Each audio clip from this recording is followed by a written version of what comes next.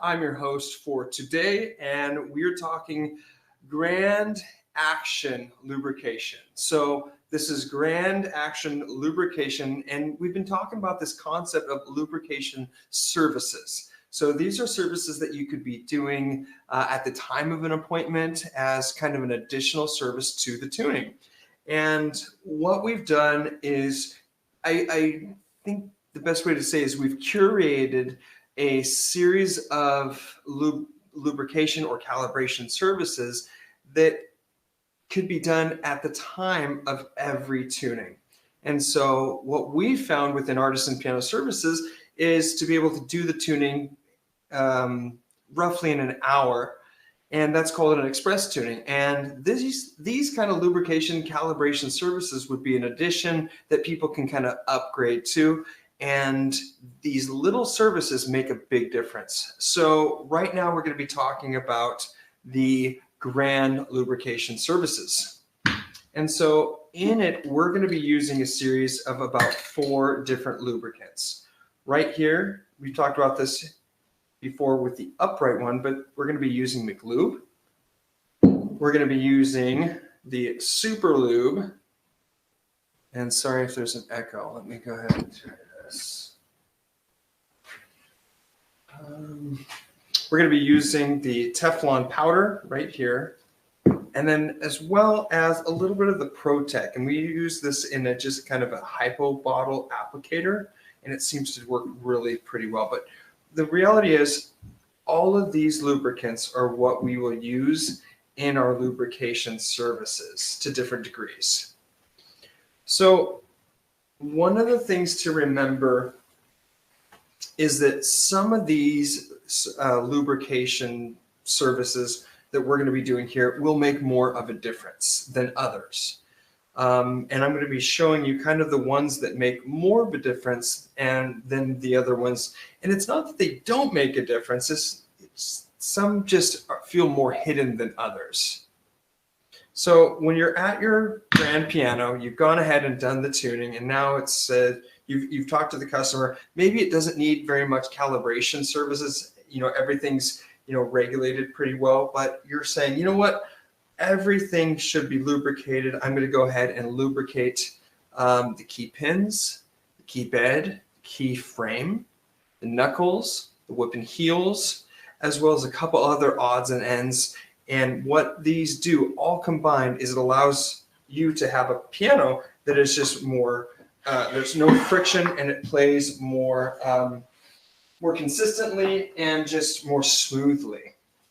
So the first thing that you're going to do after you pull the action out is go ahead and remove the stack. You're then going to go ahead and remove the keys as well. Now that the stack's off, you can do that pretty easily. And the nice thing about doing this service is you can actually remove the key frame and take it outside, because like I said before, the lubricant that you're going to use is very smelly. It smells really intense for a couple minutes. Luckily, we can take it outside. So what you're going to be doing is, this is a good time when you have the keys off of the key frame to go ahead and clean it. Go ahead and just vacuum, brush everything off so that you're all good to go. And what you're going to be doing is spraying this lubricant on either side of the key pins, both balance rail and front rail. You're also going to flip the key frame around, and you're going to be hitting the glide bolts. There's usually going to be about 5 of them throughout this entire key frame. You're going to go ahead and spray. Let's do it. You're going to be spraying the glide bolts. Again, I'm going one way and then the other on each of these pins. And it's about like this.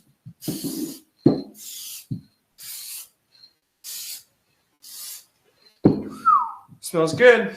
And so those pins are lubricated. We've lubricated now the glide bolts. The next thing you're going to actually lubricate is the key frame itself. You're going to go along, because again, looking at this key frame, this is touching in the back, the glide bolts, and in the front. And so what you're going to do is actually spray the front and spray the back of your keyframe along with the far right side and the far left side where it goes into the cavity of the piano, because we want that to go in smoothly. So again, far right side, far left side, you're going to hit the front and you're going to hit the back and then the glide bolts. And then this whole key frame is well lubricated. Any questions so far on that? Woo-hoo-hoo-hoo. Yeah, this is smelly. Sorry. Questions about that so far? Will you polish the glide bolts sometimes, or are they usually not that corroded? I've never found them that they're that corroded that I need to do that. Okay. Good question. But while you're doing this, you're of course usually putting the keys to the side of the piano, maybe underneath the piano. You've taken the key frame outside to do all of this lubrication, and then I'm just usually sitting this outside for about 10 minutes, letting it cure and letting it dry. And in the meantime, what I'm doing is I'm going through and let's pretend that this right here, this leather piece right here, is the key bed. So this is in the piano, this is the key bed. Obviously the key frame slides into the key bed. You're gonna go ahead and add Teflon powder now. You're gonna add it for sure to the 5 glide bolt points. So that is where these glide bolts touch. And usually there's a piece of hardwood dowel that's, vertical that you can tell. That's where those are. And you want to get, roughly, I would say probably a baseball size, smudge of this Teflon powder there. You also want to go ahead and put that Teflon powder along the front and the very back. Because what we want is this keyframe to move very freely left and right. And so again, we want to go ahead and put it on the glide bolts area, the front and the back of this key bed. And what I do is I just kind of massage it all the way into place. I usually use one hand to do it, just so I'm only keeping all the mess on one hand, and then I'll go ahead and clean that hand just so I'm not getting it everywhere else. And then cleaning up the excess because this stuff does seem to kind of get everywhere. But with that being said, we've gone through, we've lubricated the key bed. We've now lubricated the key frame and the pins and everything. Now we can go ahead and put our keys back on. At this point, before we're done, we're going to go ahead and lubricate those capstans. And then, again, put it back outside for another 10 minutes. Again, we're doing this to spare our customers from the amount of smell. I would say that in a grand piano, I'm using more of this than an upright. So from here, we can go ahead and move to the stack. So what we're going to do with the stack are 2 areas of lubrication. 1, we're going to hit the knuckles. And 2, we're going to go ahead and hit the whip-in cushions, just like kind of what we did with that upright. What I've found to be the best applicator for this, and again, I didn't come up with this, but it was shown to me, and it's a great call. You use just a high treble note. So go get a spare action, get the highest note number 88, and really massage this into place. So just so you can see, the jack, this isn't where the jack touches. It doesn't touch anything up here. So you want to go center and down. And that's where we really want to massage that into place. So what I typically do is I just kind of go up with it like so. And I'm really kind of working it in. I don't use my fingers. I use this because it's a clean on clean surface. And just massage that into place. cleaning it up, and really that's nice and lubricated so that those jacks are going to be able to slide around there, and this makes probably the most difference with your customers and the way it plays. This makes it play so much smoother. A lot of times you can actually feel how much friction is on those jacks, on those knuckles. And by doing this, it just makes it that much more fluid and smooth. Now we're going to go to the whip and heels, doing the same thing. A lot of times you're going to be able to see where that capstan is touching on that felt, and so you'll be able to go directly onto that and just massage a little bit of this powder into that area of that connection point. So usually by about this time, you're into it a good 30 minutes, maybe a little bit longer, but you've lubricated all these pressure points. You've lubricated the key pins, you've lubricated the key bed, the key frame, you've lubricated the knuckles, now the whip and heels, and that, my friends, is a lot of friction points that we've gone ahead and lubricated. Victor, I know that you've been doing a lot of field work. Tell me how many times you've done this amount of just kind of full lubrication like this. Pretty much every time I take a grand action out, like I'm doing a deep cleaning, I'll clean under those keys, and since I'm already there, I'll do all of these steps. Yeah. And have you found that it makes a big difference? Oh yeah, for sure, especially the knuckles, like you were saying. But I never thought about you're saying just go from the half point down. I always do the whole thing, but I never thought about that. That jack is only touching half of it, so there's no need to do the whole thing. So that was a good tip. Yeah. Now, do you recommend? Sometimes the knuckles, they'll have a lot of graphite on them or something. They're real black. Do you recommend cleaning them with a brush and a solution, or just the wire brush? I've just used the wire brush. I'm so hesitant to put any kind of solution on them. And that's a good point. What Victor is saying is a lot of times with these knuckles, there could be a little bit of that graphite, some corrosion. And so by simply going to like Home Depot and getting a fine wire brush, and I don't think it's brass, but it's a very finely, but it is metal wire brush, and you just kind of scrape that off, and then you apply this, and that makes a big difference. Yeah, I ordered a pack on Amazon, pretty cheap, and it has a nylon, brass, and a steel, but the brass works really well. Yeah. But I know they talked about using like naphtha on the, to clean it off, but you would try to stay away from that. I just haven't felt the need to. And to add a chemical, I'm just so hesitant with it. Yeah. Okay. So that's awesome. So Victor's already been doing a lot of this in the field, just, when he's doing, it sounds like a deep cleaning, where you're already pulling out all these parts. You're already taking the stack off. You're already taking the keys out. This is a great time to do that. So that's kudos to you, Victor. That's a great idea to do it during that time. We've just never, as a company, done this as a kind of a go-to, and it's now becoming a thing that we can now add, because like I said, you can get this done in about 45 minutes fairly easily. And again, most people have never, I would be surprised if people have said, oh yeah, I've had this done before. I've just never heard of people doing it. So then the last things that we're going to go ahead and lubricate are actually more in the cavity of the piano. So you're going to go ahead and lubricate, just like we did with the upright. You're going to lubricate the top and bottom of the rods. So that is where the rods go and intersect with the pedal below, and then where they touch the trapwork above. Getting the lubrication on that, again using the super lube. That's the lubrication that we use for that. Now, within the cavity of the piano itself right here, what I've been doing is actually using some of this Protec lube right here to actually get in between where the sostenuto rail is, because that could be a source of friction as well.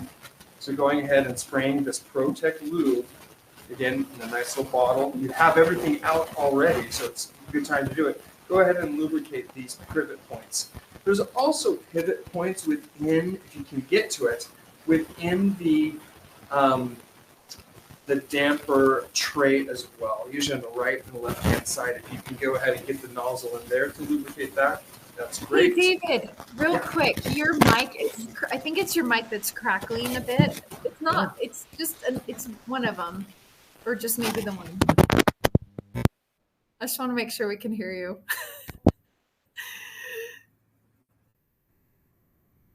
No, it's really quick. Still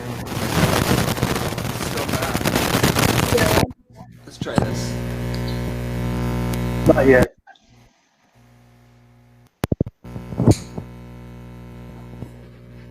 Play around with this. Is that any better? Hello, hello, hello.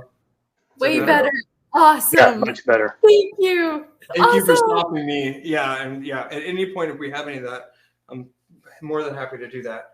So yeah, again, that damper tray has these pivot points, and definitely lubricating those as well. I found that a lot of the issues that we have with pedal squeaks are actually the rod itself below where it's touching that rubber, or above where that rod is touching the trapwork levers. That's where a lot of the source of friction is, as well as a lot of times there's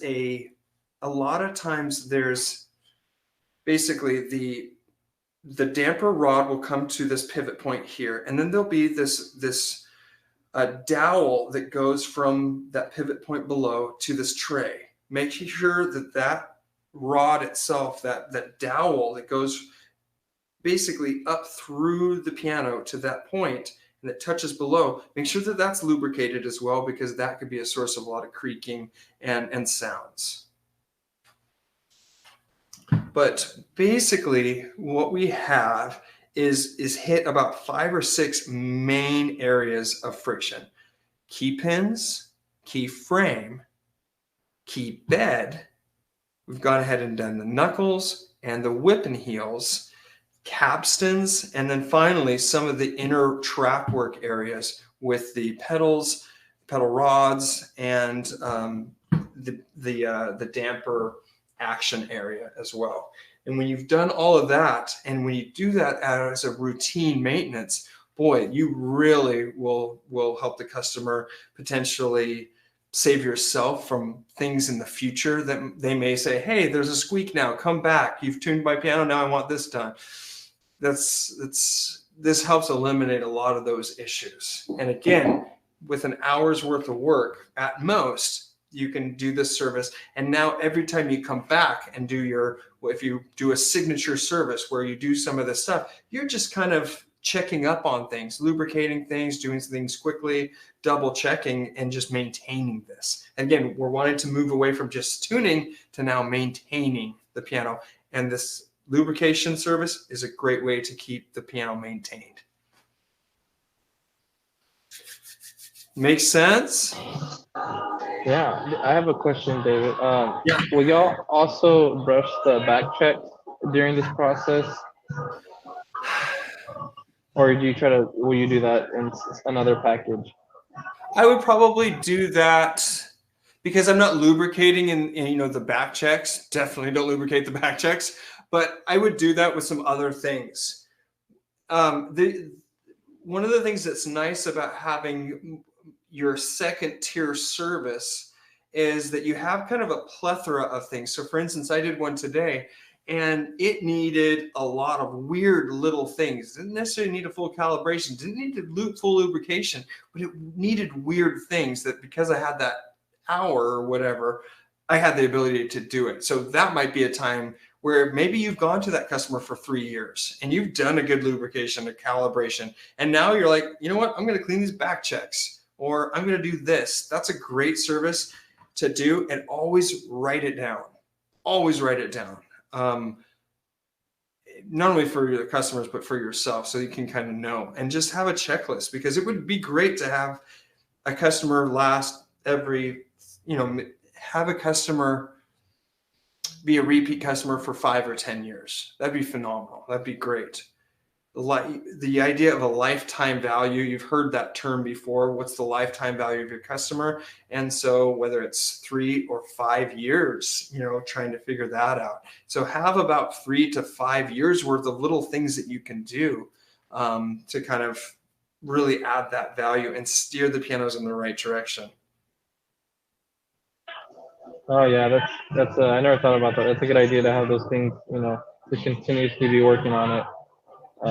And also for the dampers, will you lubricate the damper? I'm forgetting the name, but the rail, the guide rail Yeah, for the the damper guide rail. Mhm. Yeah, so right there, what Victor's talking about is this right here. And so this would be something that you can also just put some of this Protec lube in, and you would just simply take it and go through and just drizzle a little bit in there. I find that it's very rare that this is making a lot of noise, because this is the only, even if there's corrosion on the damper wire, it usually there's no corrosion in the place where it moves up and down. The same thing can be said, Victor, I don't know if you've noticed this before as well. The same thing kind of goes for some of these key pins. Especially you'll notice it within the balance rail pins. A lot of times you'll have corrosion like all over, except for like the very top, which is being rubbed away by these key bushings every day. Yeah, it kind of protects it. Same thing with the strings and the dampers. Where the dampers rest, it's always real clean. Yeah, but I do notice sometimes when like a damper is getting stuck, I know sometimes it can be caused to the guide rail could be lubricated, but I was just trying to see if you do that every time, or it's more case by case. It's definitely more case by case with myself. Yeah, definitely more case by case.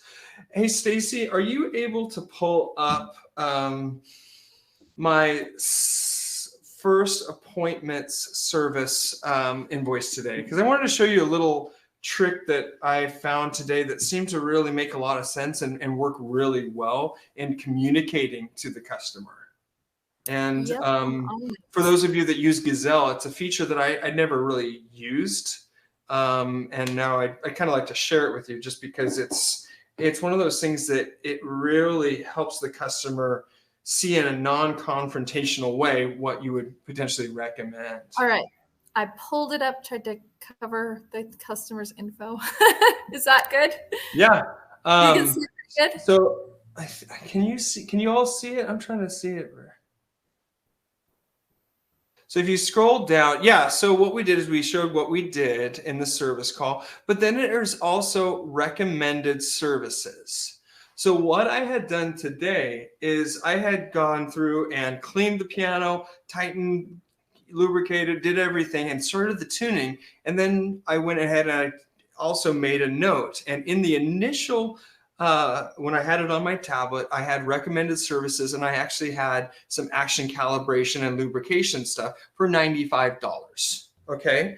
And then I also had some bigger things, which is this $995 service. And I just said, hey, I cannot remember her name right now.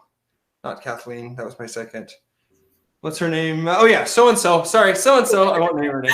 So-and-so. Like, should we say Do you have a moment? Yeah, sorry. Do you have a moment to look at this together? So I said, here's what I'm doing. Here's all the stuff I've done so far. These are the things that I really recommend, and it'll help your piano play a lot better. The first is this lubrication, $95. I actually have time to do that today. And then the other thing is this bigger service. And so that was she very much appreciated that it wasn't you have to do this, but she saw what really needs to be done long-term. She said, I don't really have the time, or she said, I didn't really budget for that larger service, but could you do that initial one? And I said, absolutely. And so just having that recommended services in the notes, just adding that and showing it to the customer when you're not even done yet, say like, here's the invoice, how it's looking. And here's what I would recommend. Here's what we can do today. And that was very easy. And the piano played so much better even just after doing that. And so just a little way of doing it and utilizing that. Again, showing the customer not only what you're there to do, what you've already done for free, which again, that is very helpful for them to see that you're not just nickel and diming all these things, what you've already done for free, what you're planning on doing for free, and then also at least 2 to 3 additional things that maybe down the line you would recommend. And in fact, you actually have time to do one of these 3 things today. And so that would be a way of communicating that's non-invasive, and it's just very courteous and gives your customer all the information that they would need.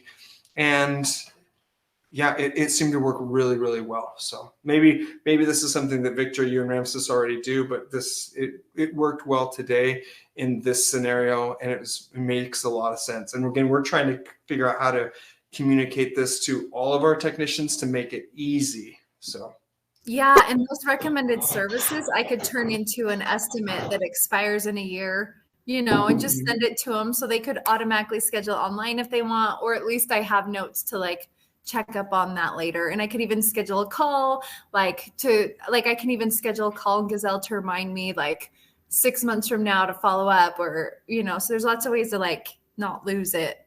Yeah. And so after you complete the service, are you sitting there and filling this out on Gazelle so you have it ready to show the customer when you're done?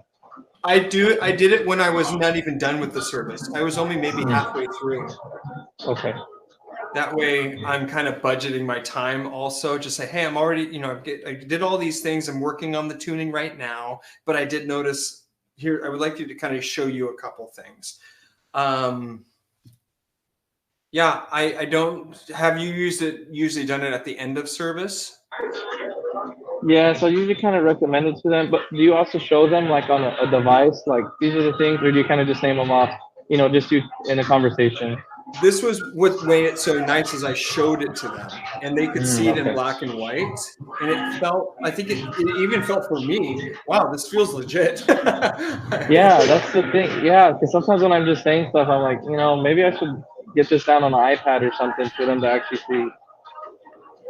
Yeah, it felt, hold on just a second. I'm going to show you the device I use now, and it's been really helpful. Yeah, that's hard to do on a phone. It's a lot easier to do on an iPad if you're writing stuff. Exactly. Yeah, I know. To me, sometimes the phone feels a little unprofessional. It's like it's just, I don't know. Okay, it's like a small. Is that like iPad Mini? Mm-hmm. Okay. So nice. It was super slick, and it basically allowed me. It's easy. I can type everything out if I want to. But then I just I'm able to show them, this is what I recommend. This is what I do. Would you like me to do that? And they're like able to kind of see it. They see all these things. Oh yeah, definitely. Okay, I'll go ahead and do that.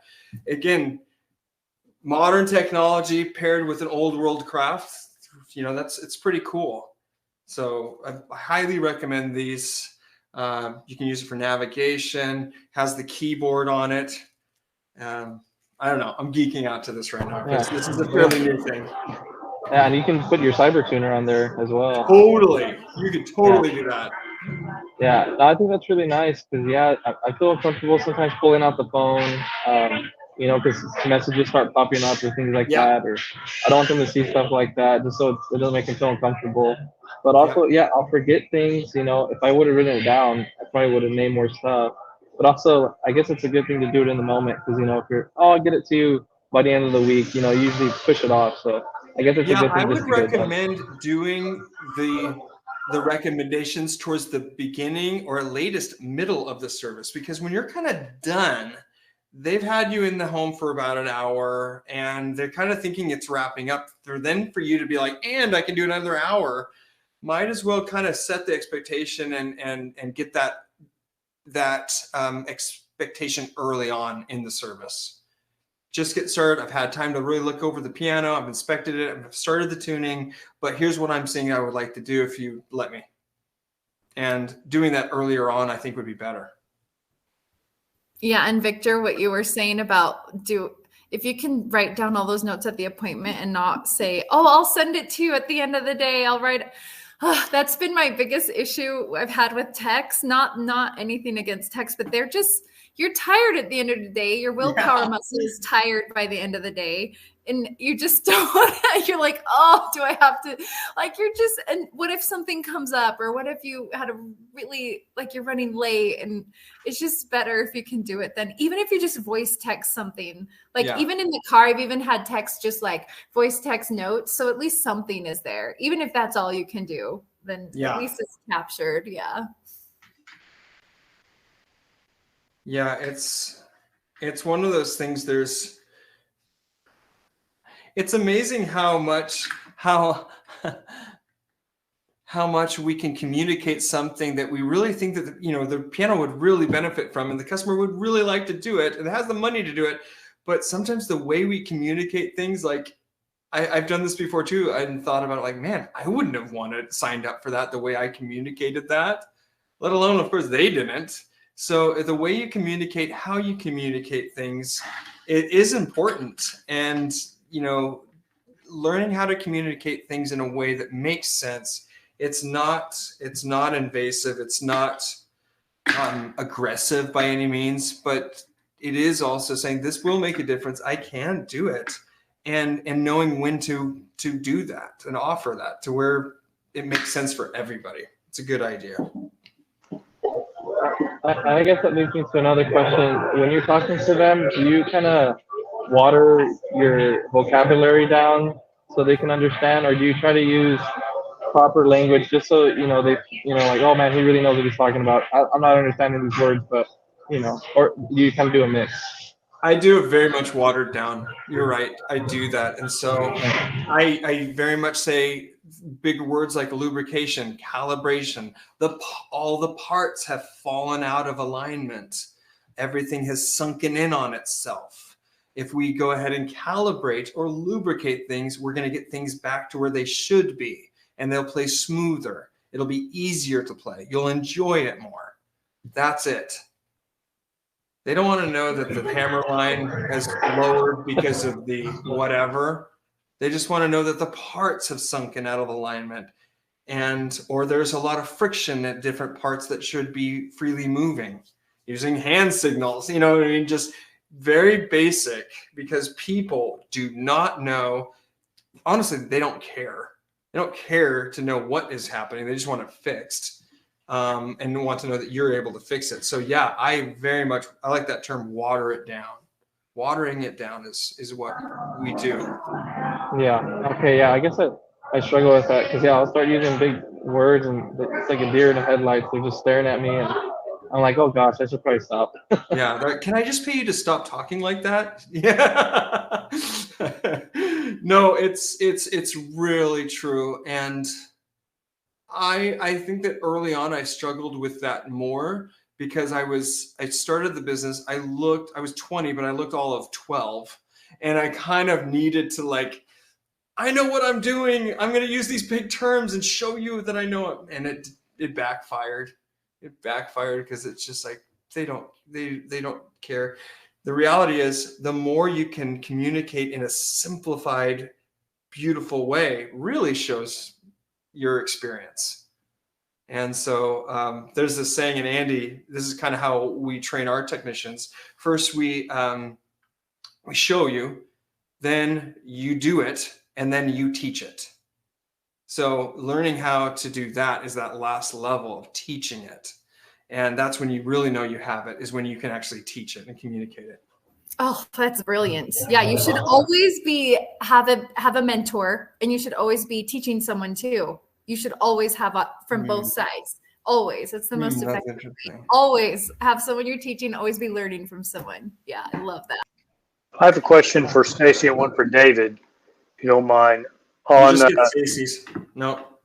Okay, well, I don't have Gazelle. Could you send us a snapshot of kind of that invoice? You don't have to put a name, a customer name on it, but so we can see how you're parceling that out, so maybe we can communicate that, all the zeros, all the free stuff. Do one that has maybe your Premier service. And plus, for David, on the website, it looks like the calibration and lubrication you only offer at the Premier service. And at the Signature service, you just do the action adjustment and tone regulation. What's the difference there? And can you do just the calibration or just the lubrication in the Signature, or do you have to pair those? Yeah, so it's been a hard thing to try to figure out how to communicate. And so what we have, and if you, like you've said, Robert, on the website, there's two different services. There's a full calibration service and a full lubrication service. That is, I have an hour to do these specific things. What we wanted to do is somehow make it so that the Signature service we're not confined to do either the full calibration services. We're using terms like adjustments and things of that nature. We're adjusting the action. Whereas when you do the Premier service, we're doing it dedicated. We are doing these things. And so it's hard because what you want to do is communicate to the customer what they're getting, but also not communicate things in a way where if you get to the service call and you can't do that, or you need to do other things, that you still have that freedom to do that. And so in answer to your question, the adjustments that we're talking about is usually a couple of the things that we're showing you in these calibrations or in these lubrication stuff. So it's sort of a light service. And how do your techs communicate? I can just get a signature out of this. What do they say to do that? Or do they go for the signature and back to the signature? Yeah. So what I'm typically doing is I'm going to these customers that are scheduling an express tuning 1 hour. And as I'm there, I'm saying, hey, the actions needs to be calibrated. The parts are out of alignment and there's some friction. I can go ahead and take care of these things. I can go ahead and adjust and what we can do is just move you to that next level of service, which is our signature service, in which case I can take care of all these things. That's the easiest way to communicate it. Because again, the customers aren't like, line item, I want this, they don't care. They just want their piano to play and feel and sound better. And so they're not looking at everything with a fine-tooth comb and just doing that. So when you're at the service, the simple service, the 1 hour service, that's the time where you can be like, you know what? There's 3 things I know that I can do that would make a big difference. I can, in this grant, I can raise the hammer line up, I can lubricate the knuckles, and I can go ahead and do my let off and just double check that. I'm going to go ahead and say I can make those adjustments in an hour, I think. And so I'm just going to upgrade you to the next service and do some of these calibration, action adjustment, lubrication services. And then Robert, David Wilkinson had a really good template for invoicing. So I'll grab his template and add our stuff to it and share that I'll share that in the resources or maybe just in the feed. So you can just use it. You can just make it your own. Yeah. Yeah. So when we're doing just a full calibration service, like they're asking us to come out just for that, or they're having us come out for a premiere, which includes a full calibration service, we're able to kind of plan ahead and hit the 4 major adjustments. So when we're at a signature, we're only usually able to hit a couple of them, right? But when we're actually doing the full calibration, let's say in an upright, we're moving the hammer line, we're doing the let off, we're doing the back check, and we're doing the lost motion. We're doing all 4 of those adjustments in that 1 hour block. Whereas if we're there at a service call that they're just doing the 1 hour and we're like, you know what, I can get to some of this and some of that. That's kind of how it goes. I have a quick question about, like, I guess just general pricing. Yeah. Are you ever out there and, say you go out for like an express and then you see like, hey, there's these other things that are recommended. Do you offer like, hey, since I'm out here already, I'll do it at a slightly lower price so I don't have to come back out here at a later time? I don't know, is that like a normal thing that people would do? Because that would be something that I would do, say like if I was working on someone's computer. Yeah. I would offer other services, would be like, hey, I already came out here. I'm already out here. I'll do it for a slightly lower cost just to do it, get it out of the way. That way you don't call me in 3 weeks and have me come back out. No, you're 100% right on. And usually it's about half. So for instance, on the website, I think we're doing this calibration service, which I basically did today. And the calibration service as a standalone service is like $250. But because I was there, I had the piano opened already. It was $95. And I did all that same thing. So that was a big savings. And you're absolutely right, because you're right there. You have everything opened. The best thing that you need to do is learn or is figure out what that pricing is and be able to communicate, hey, it's normally this, I'm here and it's only that. And just know that, and that will be specific for you and what your pricing is, but just know that and be able to rattle that off, no problem. Hey, this would usually be about $200 to $300, but I'm here. I don't have to make it a separate appointment. I already have the piano opened up. Do you want me to just take care of it for $95? People, by the way, for $95 in today's world, won't even think twice usually. $95, less than $100, just do it. So that's why we've kind of come up with some of these services that you can get it done in an hour and you're already there. Does that answer your question? Yeah, definitely. Yeah. And will you notate that, David, or what it would have been compared to what you're charging them in the invoice, or no? We should, but usually we're just doing so many. Like we'll put some of these on the feed so people can see. But usually I'll have 10 different things already. No charge, no charge, no charge. So by this point they're already like, geez, like they did all this stuff. They're already feeling like they got a lot of bang for the buck. But it is a good idea to do that. You're right. Yeah, and then going back to the, right, we were saying watering it down during the conversation, but on the invoice, you are using correct terminology for everything, right? I am, and what I'd like to do is get to where we've dialed in Gazelle to where it says, we've lubricated knuckles, knuckle lubrication. This eliminates the friction with the jack and makes everything a lot smoother.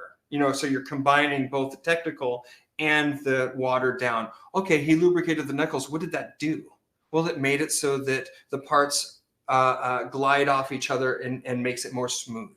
Everything more smooth. So there would be more of that. And the more we as technicians can figure out real watered down ways of saying these things, the better you'll be. And by the way, do that now before you have 20, 25 years of experience, because it gets harder.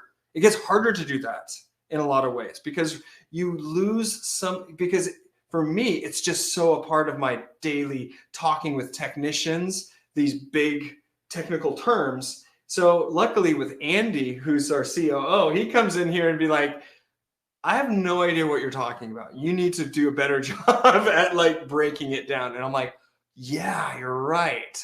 He's like, use calibration. I'm like, yeah, you're right. Calibration. That's way better than regulation. So getting that layman's term is a good idea and start establishing that now. If you have a spouse, if you have a friend, hey, does this make sense to you? No. Okay, well, what about this? Yes. Great. That's going to go on your website.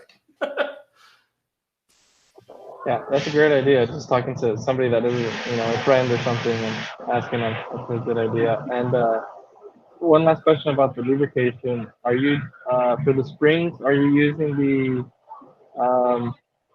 tube, the tube lube, or what is it called? For all the springs, Yeah. And what was your question? Where am I putting this?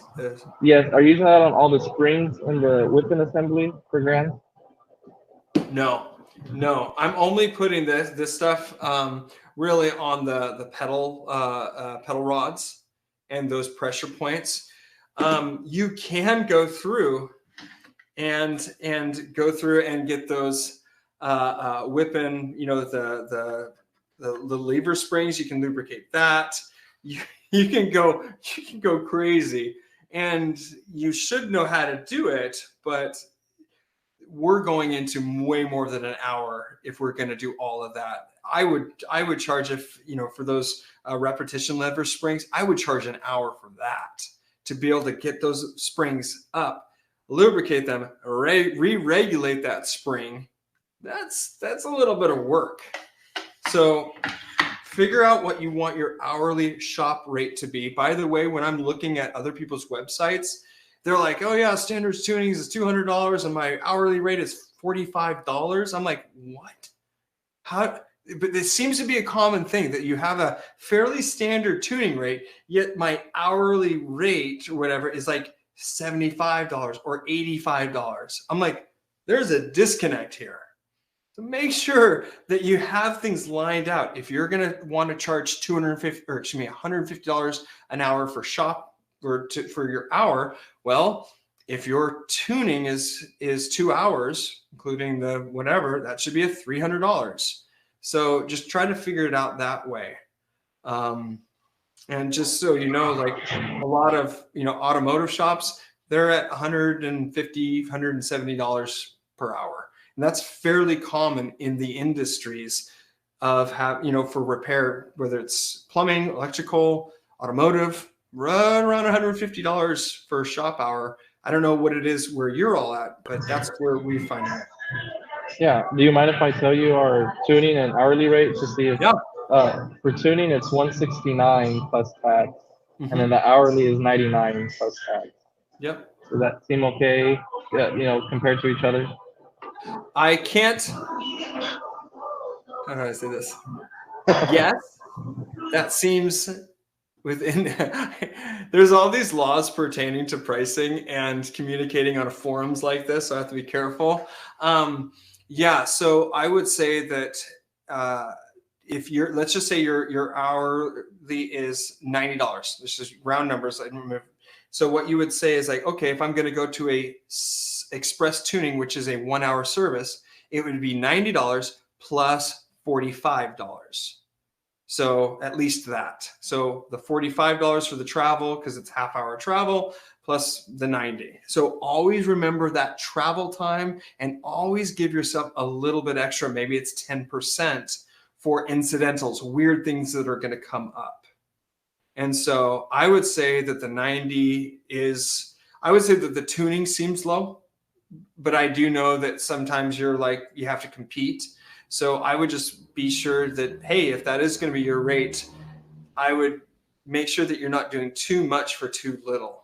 And so that might be a signature, or excuse me, a express tuning or a basic tuning. And then you go up from there. Is that how you're doing it? Yeah, we've been, we included a lot, but then now we're realizing that it might be too much because, it's, sometimes, Ramses, he has just been really doing, he does the majority of the tuning. He's just tuning and getting out. And really, he's kind of been leaving out those other things because, it just doesn't seem, it's going to take a lot more time to get that done, and it really doesn't fit in that price. But at the same time, we know our competitors, they've been calling us to figure out our prices, and we know that they're much lower than us. So yeah, I would it's a say little that if difficult. can you remind me of what the standard tuning was? It 165 roughly? It's a 169. Okay, so $169, $170 for your basic tuning. But guess what? That's going to include the tuning and an inspection of the piano and your whatever else. There's a few things. But you're at the tuning.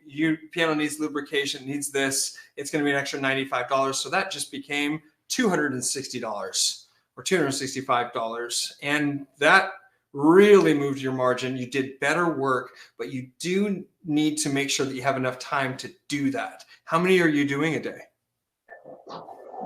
It's about 2 tunings a day. Yeah, so that would work. So if you did 3 a day at 225, 260, 200, closer to that, that's really moving that dollar amount up quite a bit, and still adhering to what the competitors are advertised prices. So you're still able to do all of that. Yeah, and I like the 90, it's going to be 95 for this because our cheapest kind of package for a light regulation is 195. And so it's that 200 is a lot, it feels much more than the 95. So I think we're going to start implementing that. Yeah. I think that add-on should be cheaper than the tuning itself. But in our case right now, it's more. So they really haven't been going for it. What I've been finding is that your customers are a lot more into the idea of giving you more money for more work once you're in the home, once they've had the experience of, okay, this person's legit. I actually like this person. I trust it, versus just clicking it on the website. I want to do all this other stuff. So getting into the door, showing that you have their best interest, their piano's best interest at heart, that opens up the door to have you be a trusted person to where, they're going to listen to the things that you genuinely believe their piano needs. So I would not make the mistake that I did of, oh no, we need to just get this dollar amount at the front end and do this service at the front end, when the reality is, it's whether it's at the front end of the service or the back end, if that number and that work that you performed is where you want it to be, then that's great.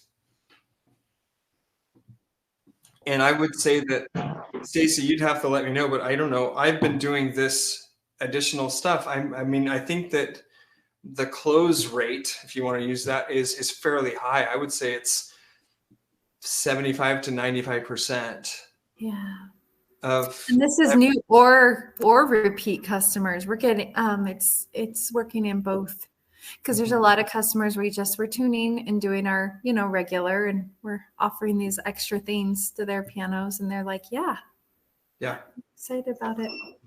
Yeah, and I think that makes sense. Because we've been offering bigger packages, to 200 to 300 add-ons, but it's only 20% of the time or less that they take that. And it makes more sense that even if we do that 1 hour, that 95, if that gets hit 90% of the time, it's going to be much more work the other way around. So it's a good idea. Yep, exactly. Don't compete by giving so much extra. In this case, you could, there's a fine line between really hurting yourself and also rushing through things too. So that's what we kind of ran into early on. We're like, we're going to do this price. It's competitive price, but we're going to give so much more.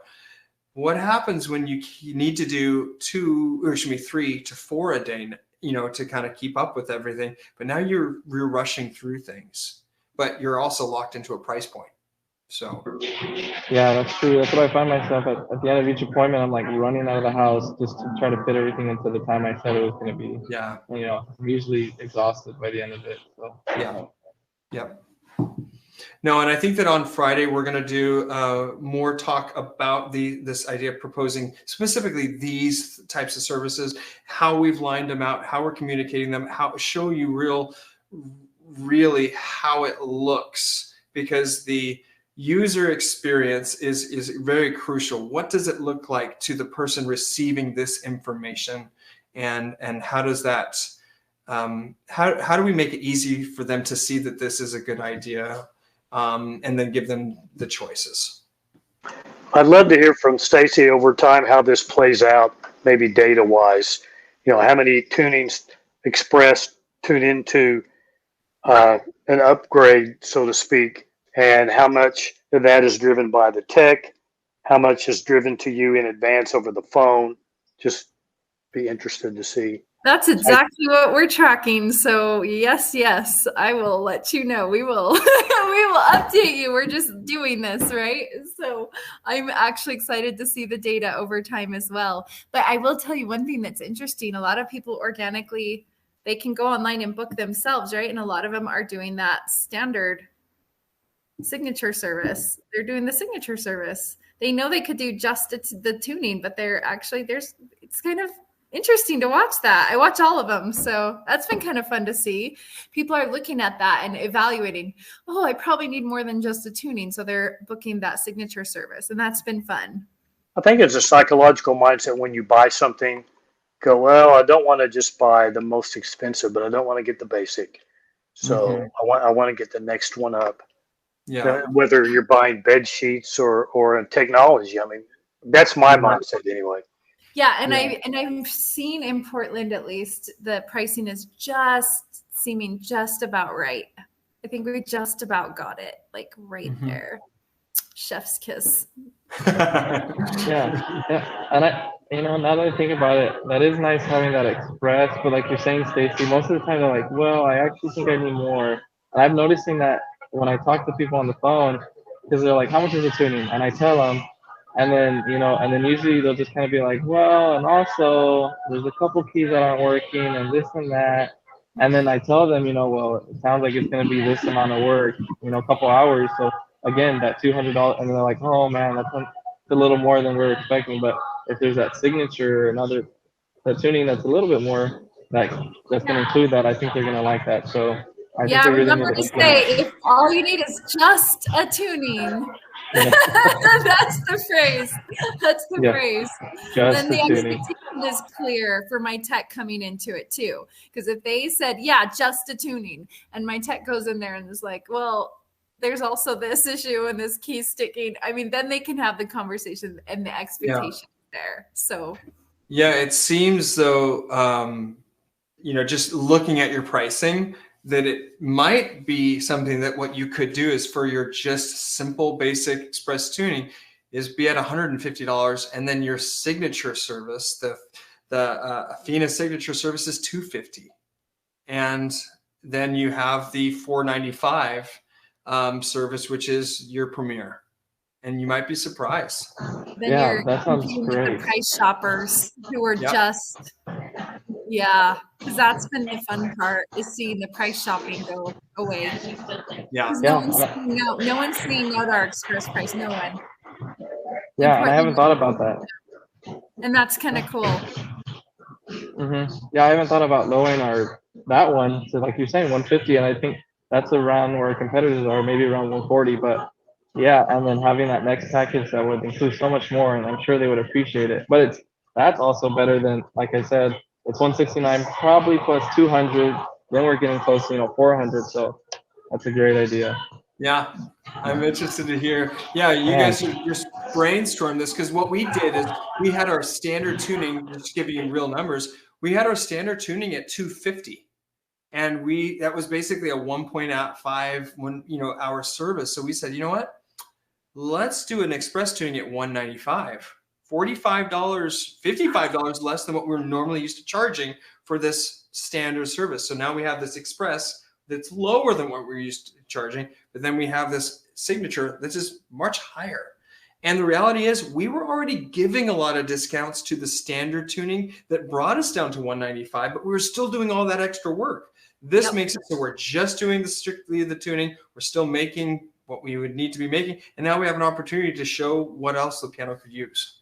Yep, at 250, people would price shop and leave. And so then I would offer them like a coupon. Like, so I was still getting them at the 195, but I didn't have to go get them. You know what I mean? So there's something with that price that works really well where we're at. So Yeah. And that coupon you would give, would it pretty much get it down to that 195? Yep. Okay. Yeah, and then they'd be like, "Oh, well, that," and then I'd get a lot of them back that way. It's just the result is I need to book a tuning, right? So I'm needing to know, if I don't, why? Why did they say yes? So yeah, it was usually that price. Awesome. Yeah, and I think that 150 fits good because Ramsey's been doing all the tunings and he's really fast now. They're all pretty much exactly an hour.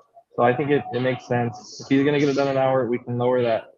I would understand if we were taking longer, 2 hours or 3 hours of tuning, but since it's that hour, that 150 sounds really good for. Yeah, I would actually make it 255 just for the psychology behind it. We've had good success with the idea of the round number for the middle package, the 330. It seems to be working pretty well for our middle package, that idea. Whereas the 55 feels like it's a discount bin. And we want your customer to kind of feel like that. This is kind of the discount bin, whereas this is the most popular service. I want that. Awesome. What is the name of the weird? Yeah. What is the name of the book you were saying you're reading, talking about that? Which one? Oh, yeah. That's the other Andy. day. Andy's reading a bunch of stuff like that. Oh, we were reading, Andy and I, let me tell you the books. We've really gotten into this guy. He's so fun. So he's reading one of his books and I'm reading the other, so we can do faster. Because we're just, it's like Alex, I'm going to botch his name. It's this book. Here, I'll just show you it. It's this one. I was doing that book and he's reading another one of his, and he's got some really fun podcasts, and it's kind of, he's just fun. I really like him. I have another book suggestion too. And this is one that I'm reading right now. It's called Unreasonable Hospitality. Unreasonable Hospitality. And it's basically, the quote thing is the remarkable power of giving people more than they expect. And it's all about, I think this person, the author, had a restaurant and they would just go above and beyond and do ridiculous things for their customers. And so doing that kind of stuff should be on the back of our mind. What can we do that's just like ridiculously cool for them? Let them pick their steak knife, right? Yes. Let them pick their steak knife, man. Remember. All right. So Friday, we're going to put all this together, the calibrations, the lubrications. Stacy's already doing a lot of things to prep the customers and also kind of the way that she's saying things. So we'll go over that on Friday as well, because she's really lining it up for the technicians and for the customer to kind of what the expectations should be at these express tunings. And we'll go over that. Sorry, Stacey, I'm putting you on the spot. So we'll do No, that you're Friday. good. That's what I'm doing. That's exactly what I'm doing. So it's good. All right. We'll see you Good. for Friday, coffee hour.